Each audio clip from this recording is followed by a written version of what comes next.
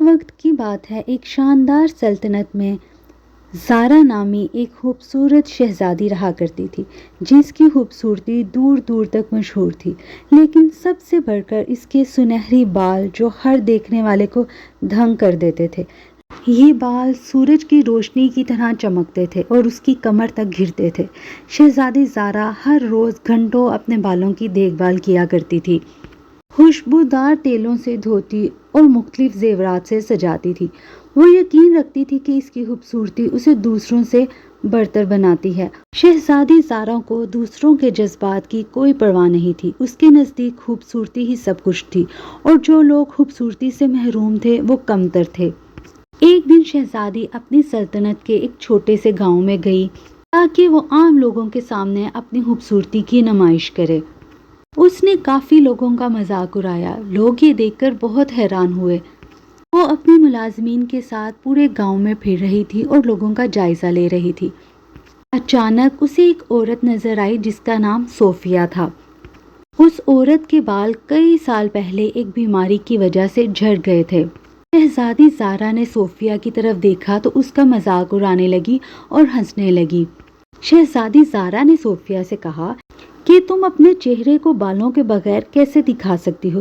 ایسی بدصورتی ناقابل برداشت ہونی چاہیے۔ صوفیہ نے کوئی جواب نہیں دیا اور اپنا سر جھکا لیا، کیونکہ وہ جانتی تھی کہ خوبصورتی تمام چیزوں کی طرح عارضی ہے۔ شہزادی زارا کو احساس ہی نہیں تھا کہ اس نے کس طرح صوفیہ کا دل دکھایا ہے۔ لوگ بھی یہ دیکھ کر حیران تھے کہ شہزادی زارا کتنی ظالم ہے۔ صوفیہ کی آنکھوں میں غم تھا، لیکن ساتھ ہی ایک خاموش طاقت بھی تھی۔ اس نے شہزادی کی ظلمت کو خاموشی سے برداشت کیا، کیونکہ وہ جانتی تھی کہ یہ سب کچھ عارضی ہے۔ شہزادی زارا نے صوفیہ سے کہا کہ آئندہ تم میرے سامنے کبھی نہ آنا۔ یہ کہہ کر شہزادی محل کی طرف روانہ ہو گئی۔ آتے ہی شہزادی زارا آرام کی غرض سے کچھ دیر سو گئی۔ خواب میں اس نے دیکھا کہ صوفیہ رو رہی ہے، لیکن جب وہ اٹھی اسے اس چیز کی کوئی پرواہ نہیں تھی۔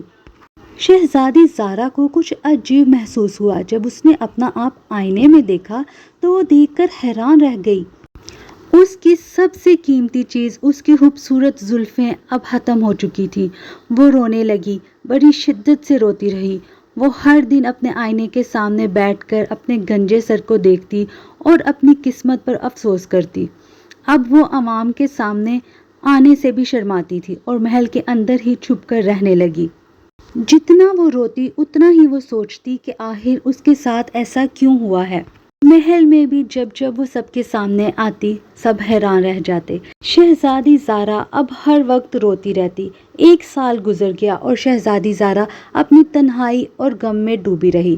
وہ کئی حکیموں اور طبیبوں کے پاس گئی تاکہ اس کا علاج کیا جائے اور اس کے بال واپس آ جائیں، لیکن کئی جگہ جانے کے بعد بھی اس کے بال واپس نہیں آ سکے۔ ایک دن شہزادی زارا نے خود کو مضبوط کیا اور محل سے باہر جانے کا فیصلہ کیا۔ گاؤں والے اسے دیکھ کر حیران رہ گئے۔ ایک وقت تھا جب وہ شہزادی کی خوبصورتی کی تعریف کیا کرتے تھے، لیکن آج وہ اسے ایک گنجی اور شرمندہ حالت میں دیکھ کر حیران تھے۔ اس کا غرور اب ختم ہو چکا تھا، اس کی آنکھوں میں ندامت تھی۔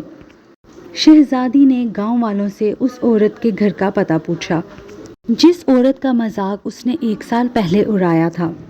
شہزادی زارا نے صوفیہ کے گھر کا دروازہ نوک کیا۔ صوفیہ اسے دیکھ کر بہت حیران ہوئی۔ صوفیہ کی آنکھوں میں وہی دنائی تھی جو ایک سال پہلے تھی۔ زارا کی آنکھوں میں آنسو بھر آئے۔ اس نے صوفیہ سے کہا کہ مجھے معاف کر دو، میں نے تمہارا مذاق اڑایا تھا، تمہیں دکھ پہنچایا تھا، اس کی سزا مجھے یہ ملی کہ میرے بال بھی ختم ہو گئے۔ زارا نے کہا کہ میں سمجھ گئی ہوں کہ اصل خوبصورتی دل کی خوبصورتی ہے۔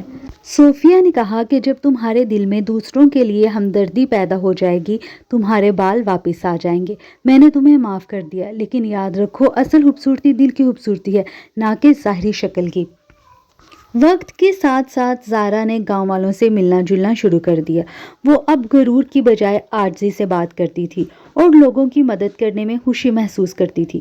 وہ گاؤں والوں کے ساتھ وقت گزارنے لگی، ان کے دکھ سکھ بانٹنے لگی اور ان کی ضروریات کا خیال رکھنے لگی۔ رفتہ رفتہ گاؤں والے بھی اس کی بدلی ہوئی شخصیت کو پسند کرنے لگے۔ اب زارا ایک مغرور شہزادی کی بجائے سب کی پسندیدہ شہزادی بن گئی۔ زارا روز گاؤں آتی، لوگوں سے ملتی اور پھر شام ہوتے ہی اپنے گھر واپس چلی جاتی۔ شہزادی زارا گاؤں سے تھکی ہوئی گھر آئی اور آ کے سو گئی۔ جب اسے جاگ آئی اور اس نے اپنے بال دیکھے تو وہ خوشی سے جھوم اٹھی۔ شہزادی کے بال اب واپس آ چکے تھے، لیکن اب شہزادی کو بالوں پر فخر نہیں تھا۔ وہ سمجھ چکی تھی کہ اصل خوبصورتی دل کی پاکیزگی میں ہے۔ گاؤں والے شہزادی کو اس کے خوبصورت بالوں کے ساتھ دیکھ کر بہت خوش ہوئے۔ اس کہانی سے ہمیں یہ سبق ملتا ہے کہ تکبر انسان کو برباد کر دیتا ہے، عاجزی میں ہی اصل خوشی ہے۔